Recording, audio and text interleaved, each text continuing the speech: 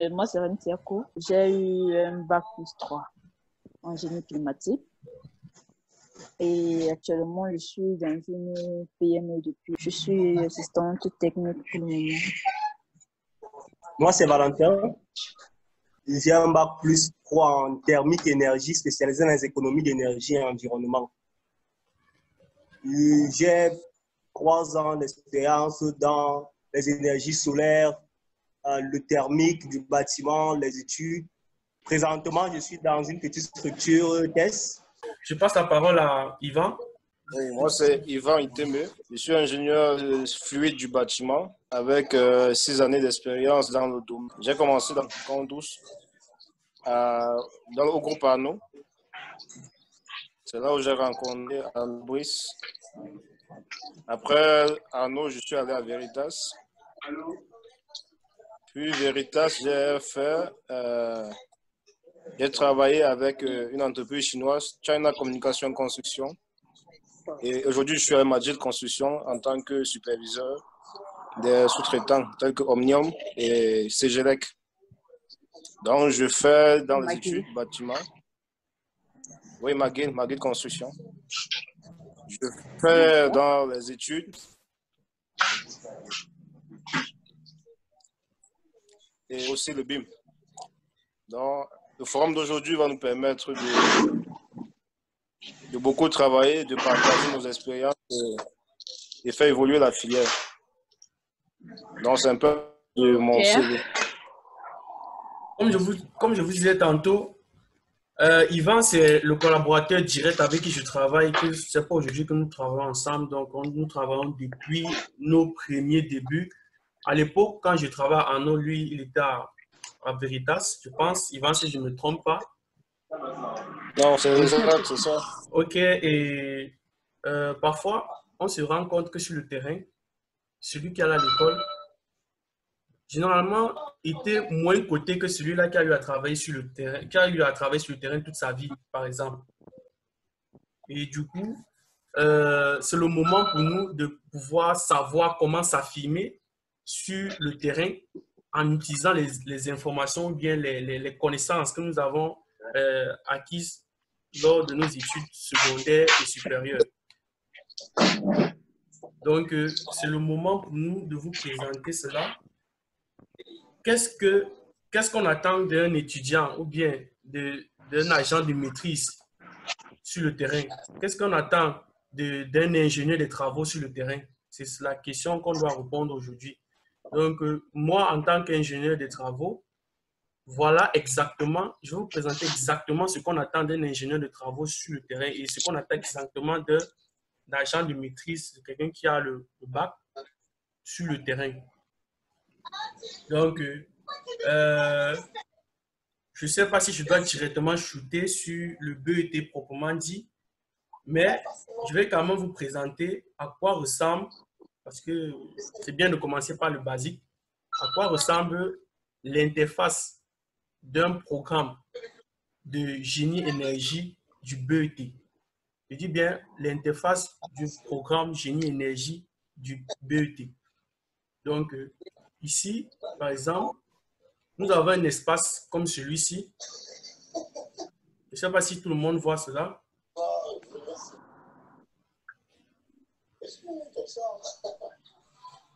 Est-ce que tout le monde voit? Oui. Oui, je vois. OK. Là, par exemple, nous sommes dans une interface. Et cette interface doit être comprise par un agent ou bien un ingénieur des travaux. C'est-à-dire un étudiant qui a au minimum un bac plus 2. Parce que minimum, là, on essaie un peu d'accepter. Donc, bac plus 2, bac plus 3, tu es ingénieur des travaux. Donc, tu dois être capable de comprendre un plan dans son ensemble. Donc, c'est ça le premier élément. Parce que sur le terrain, lorsque on veut vous recruter et que on vous demande quel est votre niveau scolaire, vous dites que j'ai un bac plus 3, on sous-entend qu'un étudiant de bac plus 3, c'est un étudiant qui est capable de comprendre ce ne reste qu'un plan. C'est un simple plan, par exemple. si tu ne comprends pas, par exemple, qu'un plan, sur un plan, nous avons les éléments, j'appelle ça les éléments normalisés, je peux appeler ça même les symboles. Ça, ce sont des symboles, par exemple. Si tu ne comprends pas les symboles, comment est-ce que tu pourras diriger une équipe? Parce qu'un ingénieur des travaux, c'est celui-là qui est généralement chef d'équipe dans un groupe de techniciens, si je ne me trompe pas.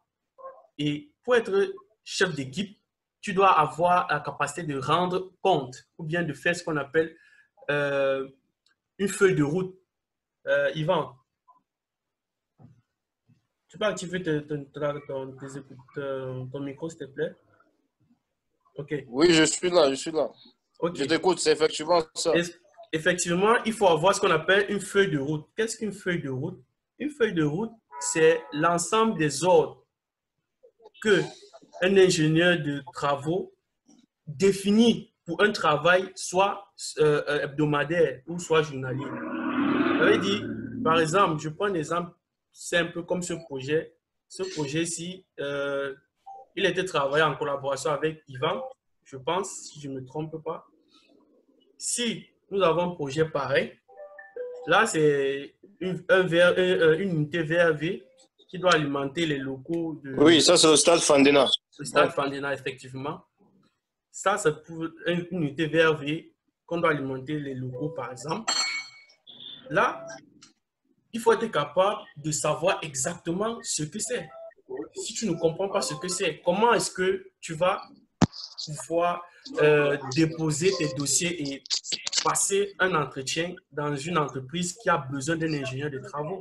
Comment tu pourras le faire? C'est maintenant et c'est avec ce forum que nous allons apprendre tout ensemble comment se comporter sur les travaux, comment appréhender, comment comprendre ce qui est représenté sur les plans. Parce que le Cameroun doit émerger un jour. Ne dites pas que, oh non, non, non, c'est les grands projets et tout. Non, nous avons la capacité de travailler sur les grands projets. Parce que je ne suis pas au Cameroun, mais je reçois des travaux ici. Il y a des travaux que je refuse même.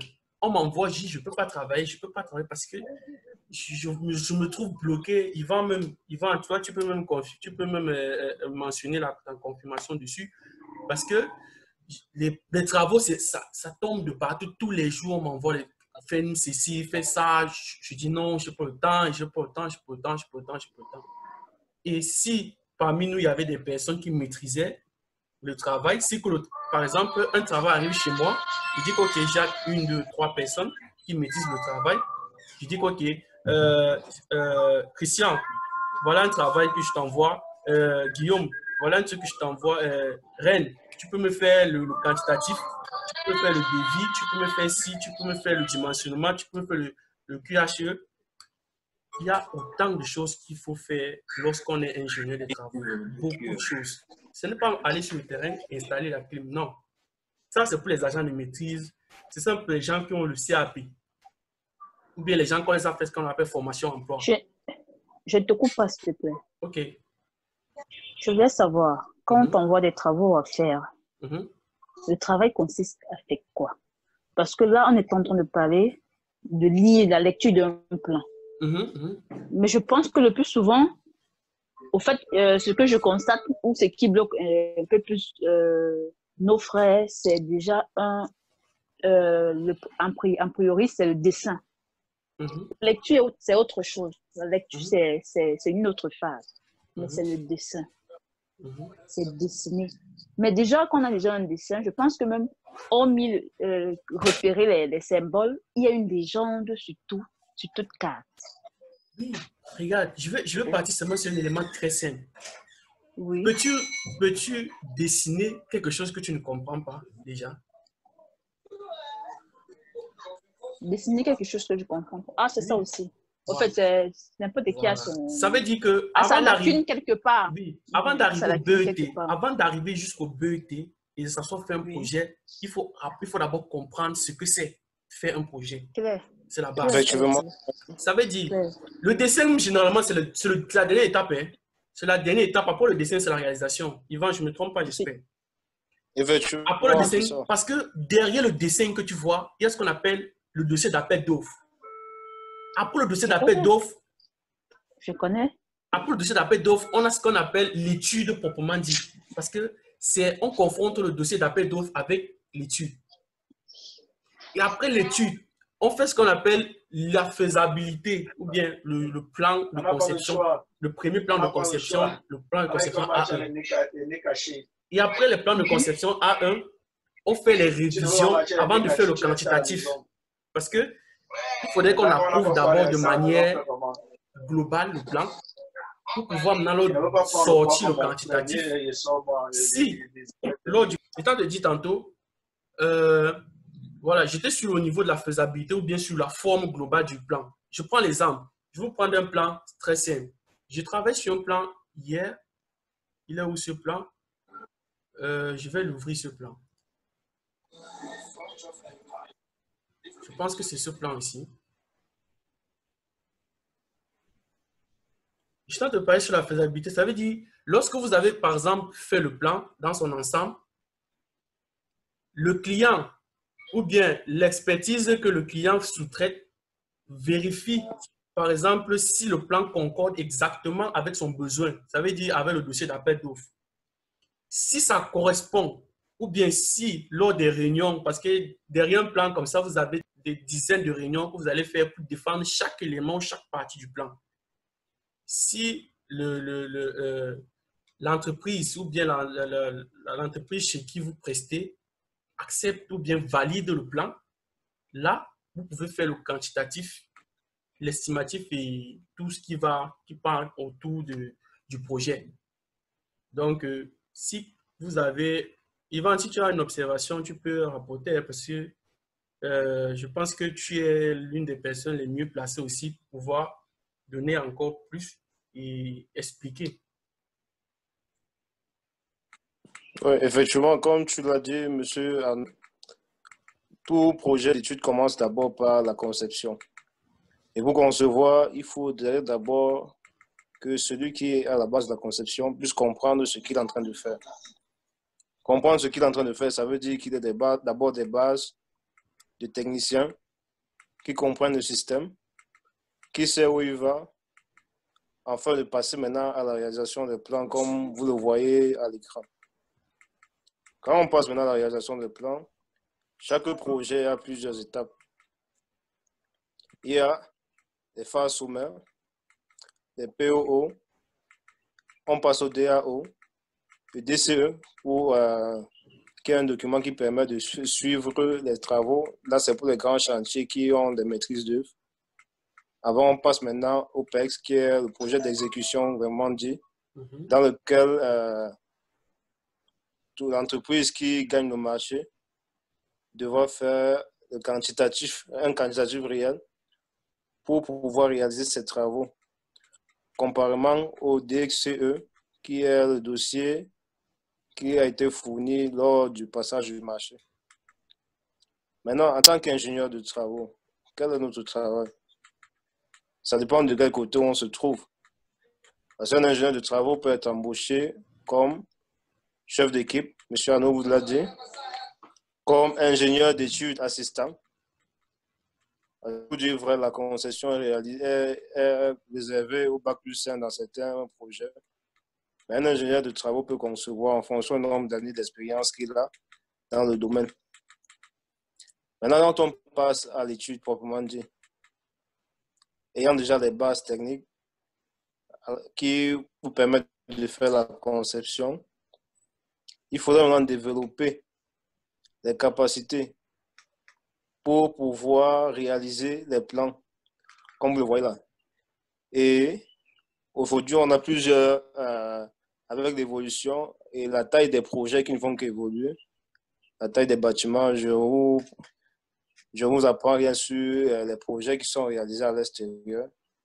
Il y a plusieurs méthodes de travail qui sont maintenant mises en place pour pouvoir faciliter le travail. Parce que, arrivé à un certain moment, si vous êtes habitué peut-être à installer des bâtiments de R+2, quand on passe déjà à R+10, R+20, et que la contrainte de temps est imposée, vous constatez qu'il faut développer les aptitudes pour pouvoir répondre aux exigences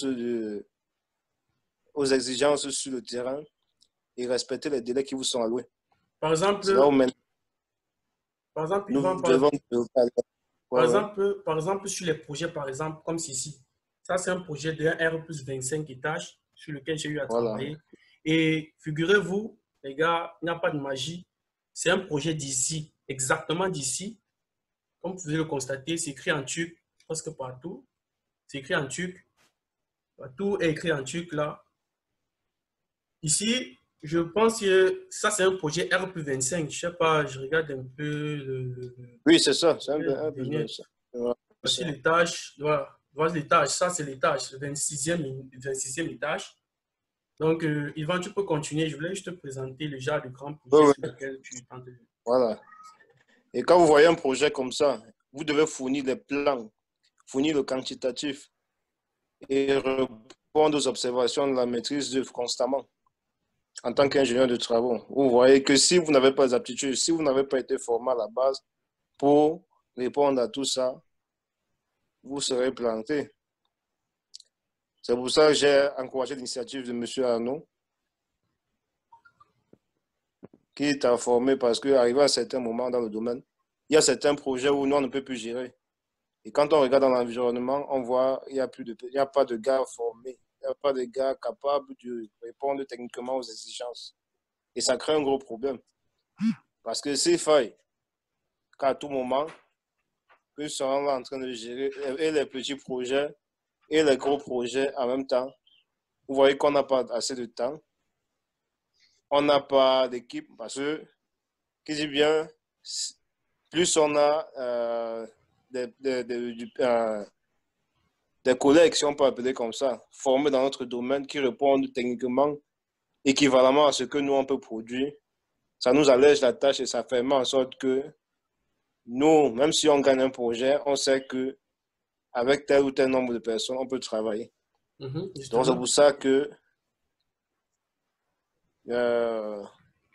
nous voulons qu'à partir de ce forum, que nous puissions échanger et qu'à la base de ça, à la fin de ça, que chacun puisse avoir des aptitudes et savoir où s'orienter. Si c'est les études qu'il choisit, si c'est la coordination des chantiers.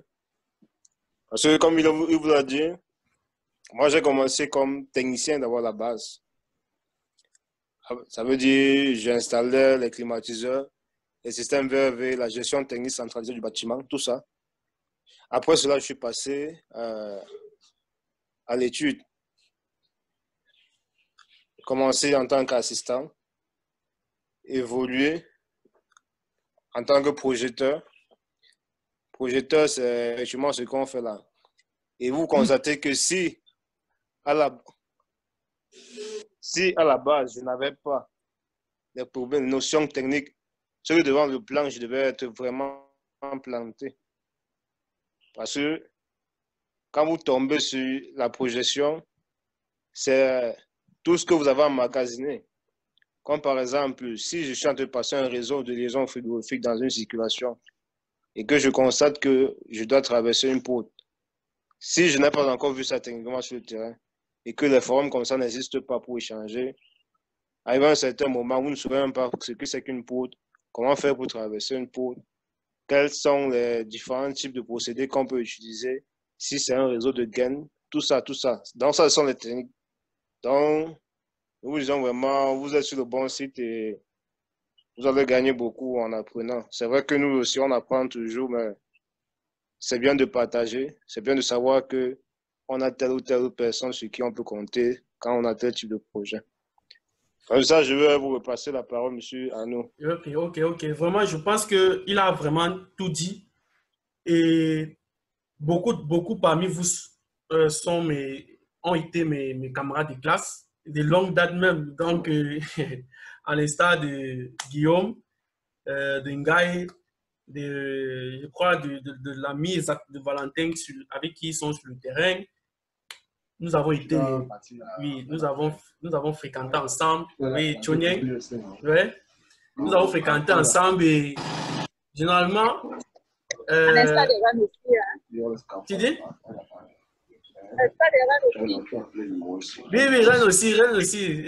Comment est-ce que je peux oublier? Tout le monde en fait. Donc là, je suppose que c'est une famille. Est-ce que monsieur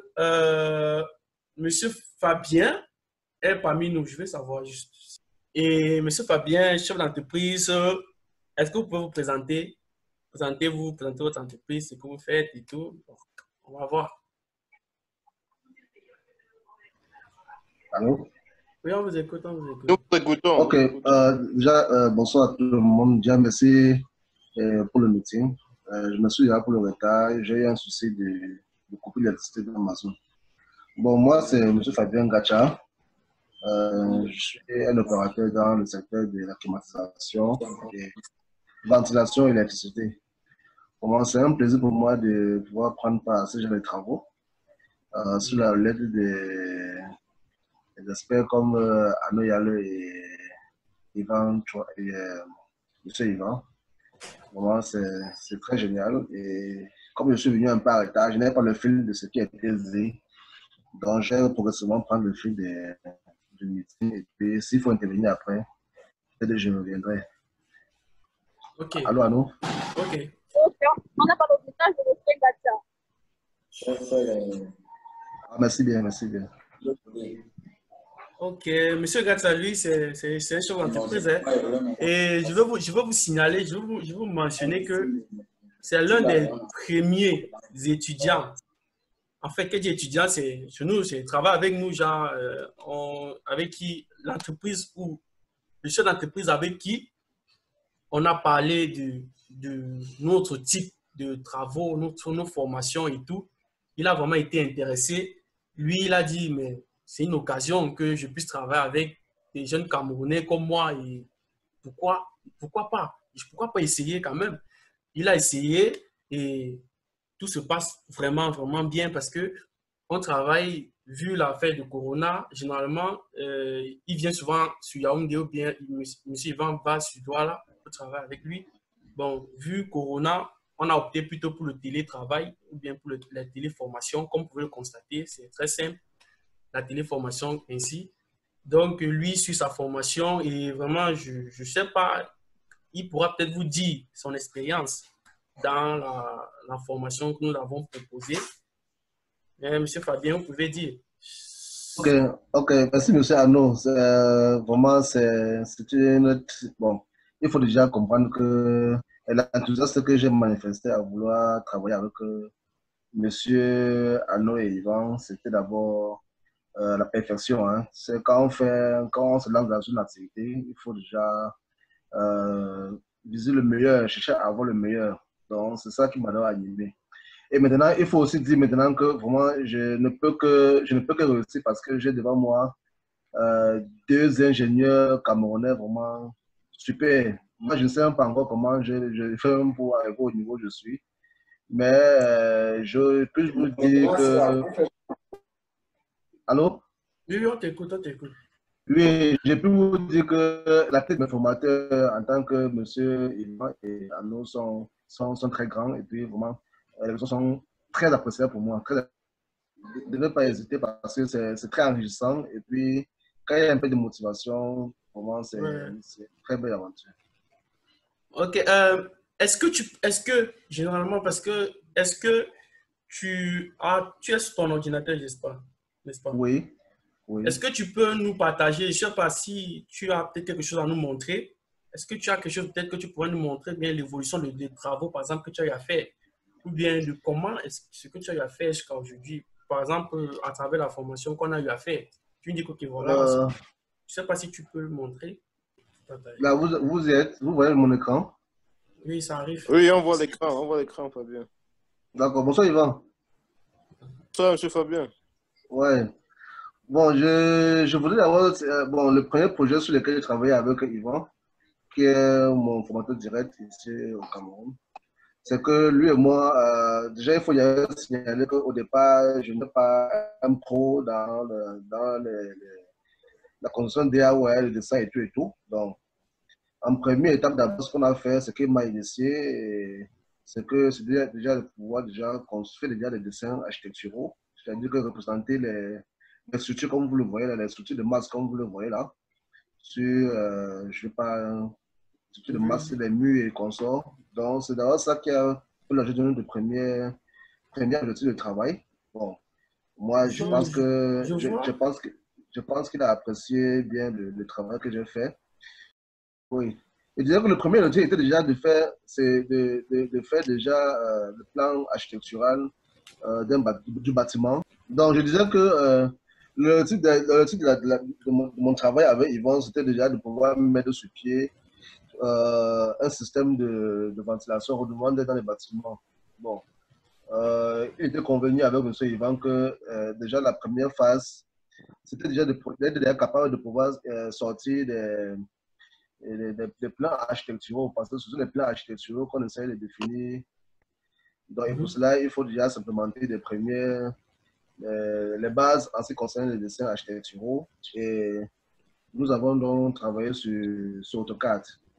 Dans ce AutoCAD, nous avons essayé de travailler sur les différents outils, tracés, de mise en page, impression et tout et tout.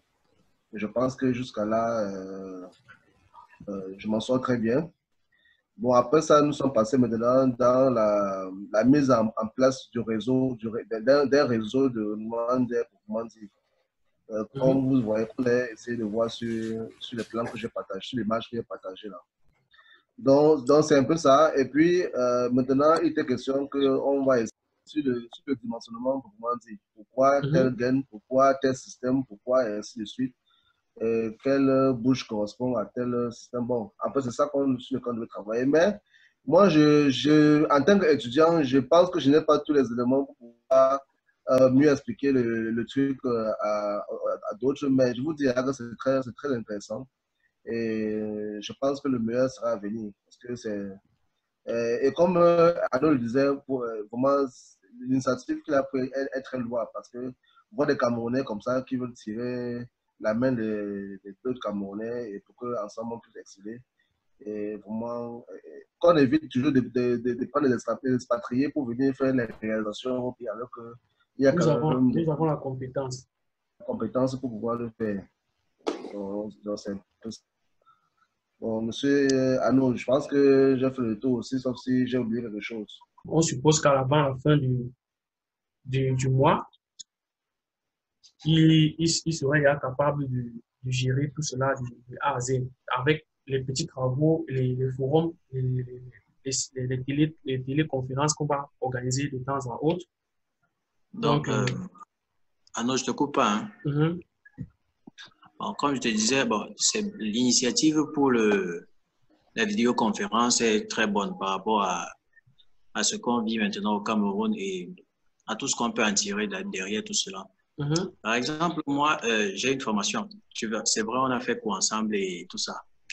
On a une formation dans le froid, mais actuellement, je me trouve dans une entreprise où je gère les travaux de conception en électricité, quel que soit le type de bâtiment ou quoi que ce soit.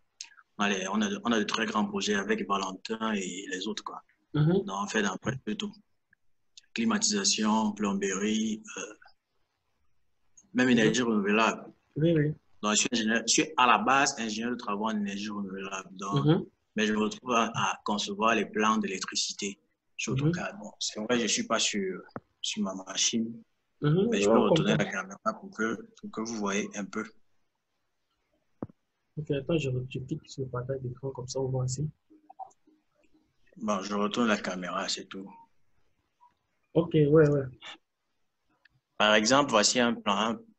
C'est un parc, tout un parc à camion, à bas-fond. Un projet en étude, quoi. Où? À bas-fond. Dans le parc regroupe plusieurs bâtiments. Les magasins, les boutiques, les agences de voyage, le parc en lui-même, les postes de police, restaurants, bref. C'est tout un complexe, quoi. Donc, actuellement, on fait l'étude de l'électricité, courant fort, courant faible, la sécurité incendie. C'est faux. C'est faux. Voilà, c'est faille, c'est faux. C'est pas si pour ça, après c'est faux. Ok.